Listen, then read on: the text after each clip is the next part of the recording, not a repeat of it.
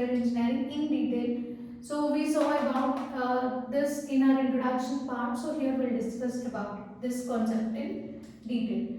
So in order to build the software to meet the challenges. So first we need to recognize some realities. So according to the reality, you need to build the software. So what are the realities here? So first one is, see, software is considered as an important aspect, or it became an important aspect in our daily life.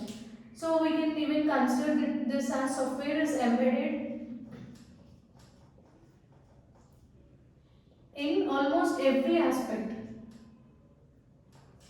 So it is embedded in every aspect of our life.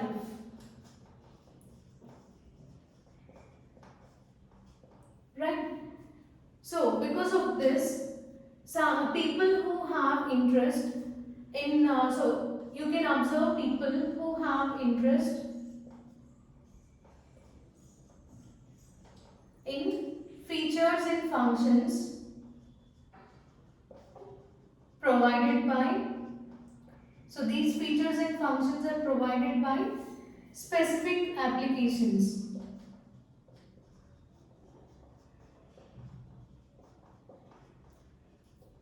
So the people who are showing interest in features and functions provided by these applications, they are increasing, or the people has grown. So because of this, so before developing a software, so a lot of effort should be made in order to, first you need to understand the problem in order to provide a better software, right? So to understand the problem, you need to put lot of effort. And once the problem is understood well, then you can design efficient software product, right? So this is one reality. So people, so in which aspect people are showing interest in features? So if you consider apps, so applications. So nowadays people are showing interest in developing the application. So based on the previous app, based on the previous app, they are getting new ideas. If they are interested in the features provided in the previous app, then based on that interest, they are developing new applications. So such people are increasing in our daily life. And second reality. So who will use softwares usually? See, IT requirements.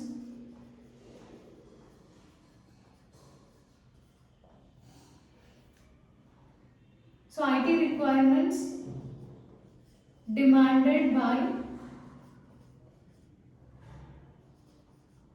so it can be demanded by normal individual or else businessman or business people. So it can be used in businesses and it can be used in government organizations also, right? So government sectors. So these IT requirements which are demanded by these several categories of people, so they are increasing.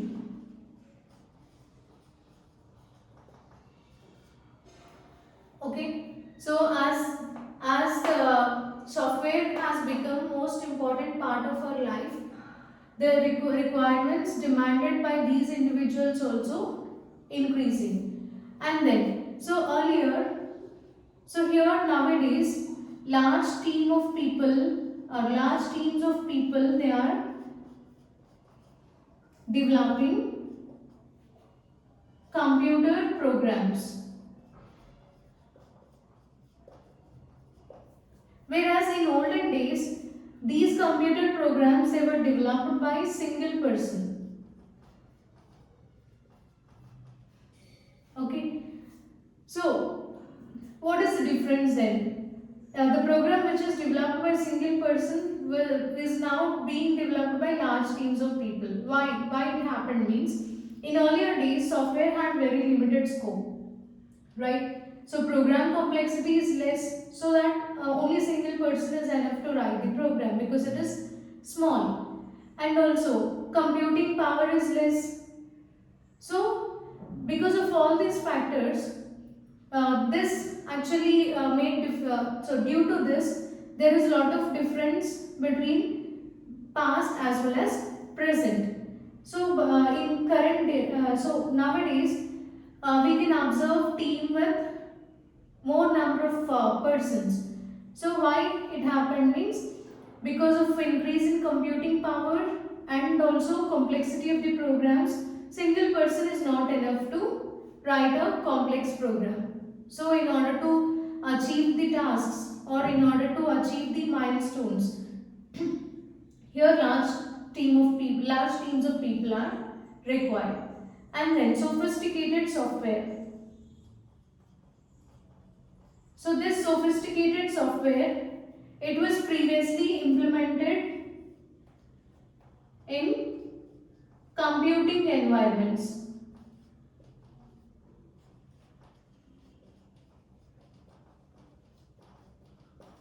Only in computing environment. Whereas now, so software is embedded in almost everything, right? So nowadays it is embedded in everything from, so you can take consumer electronics,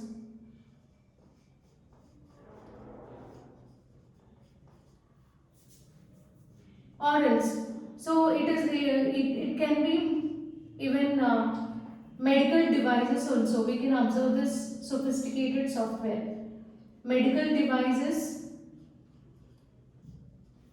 and even in weapons also we are using this software. So the software which was earlier implemented in only computing environments, it was now embedded in almost everything from consumer electronics to medical devices to weapons. Then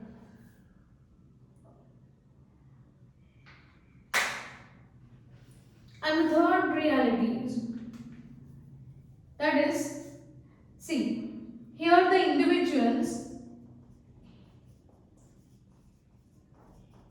people who are doing business or else government sectors, these people, they are completely depending on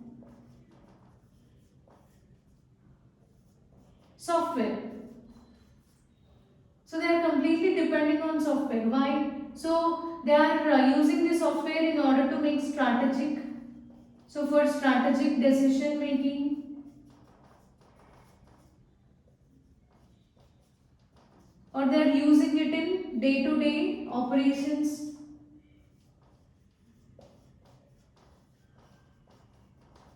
Everywhere they are using these people. So what happens if software failure occurs?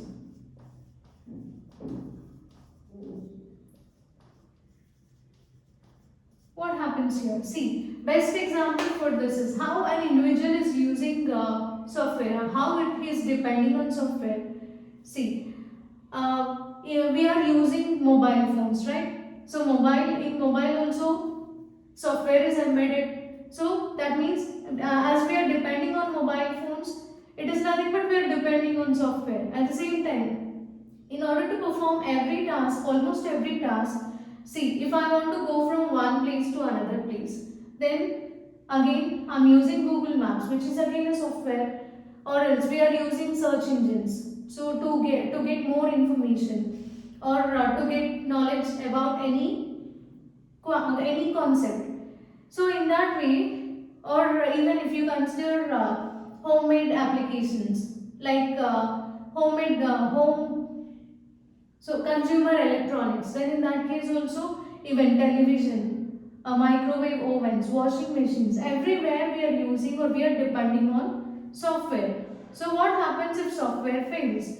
Then in that case, individuals, they need to face some inconvenience, right? What happens if your mobile stops working? Or what happens if your TV is not working? Or washing machine, it's not working properly. So there is a software failure. So will face inconvenience, right? And sometimes if software is used in large organizations, then they may even face catastrophic failures as well, and they may face huge losses as well. So in order to avoid this situation, software which is developed by the developers, it should be of high quality. So all these are real life issues. So before developing a product, we need to keep all these things in mind, and we need to develop a software which is of high quality, and design should be very efficient. Now let us see different layers in software engineering.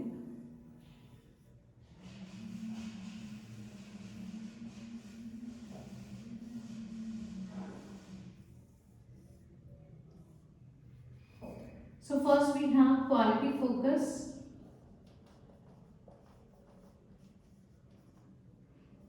process layer, methods, tools. This is software engineering. These are software engineering layers. So here quality focus. So first we'll discuss about it. So quality management.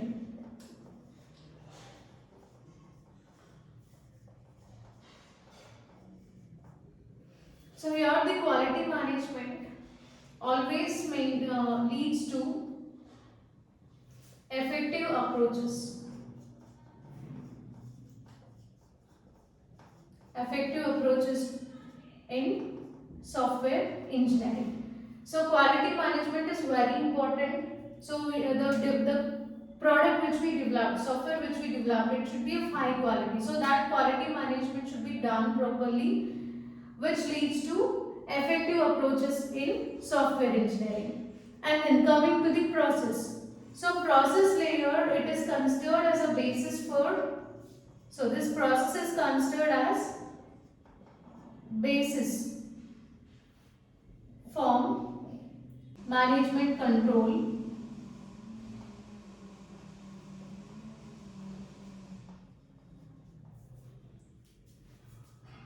for various software projects. So it is considered as a basis form of management control for various software projects, and also establishes context in which,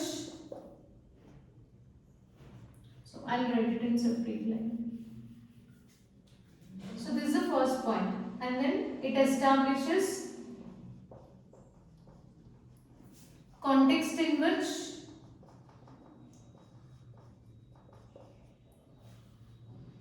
technical methods are applied.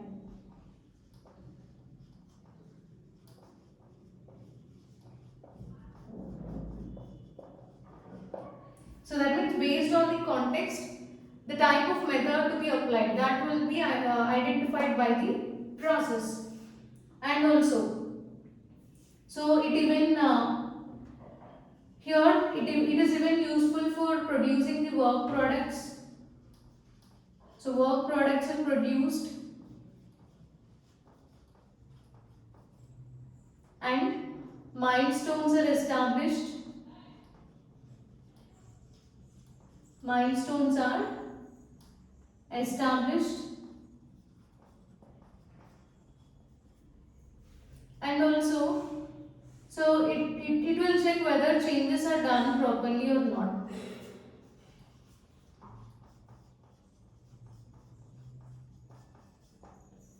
Okay, so for performing all these tasks, this process works as a basis or basic form. And then, so that is about this process layer. Coming to the methods. So here are the methods.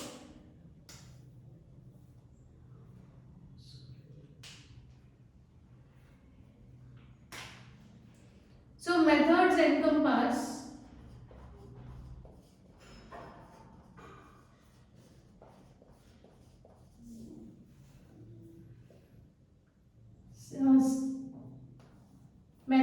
encompasses array of tasks. So here the tasks can be it can be requirement analysis,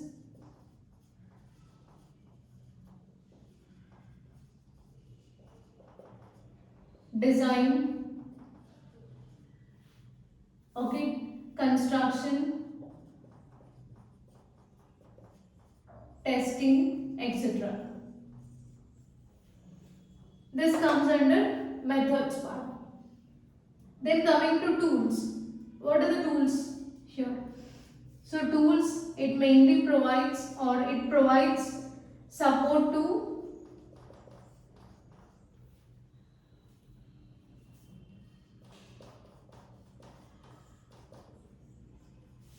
these two layers, methods and process. Also, if the tools are integrated, say suppose tools are integrated, then in that case, information produced by tool 1, it can be used by tool 2. Okay, so if the tools are integrated together, then in that case information produced by one tool, it can be used by another tool. So I wrote it like tool 1 and tool 2. So from this, computer aided software engineering is established.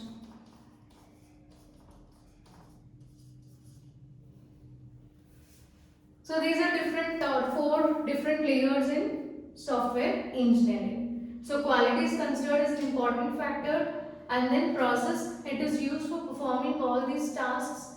Coming to methods, again it performs, so it includes various tasks like analysis, design, construction, testing, etc.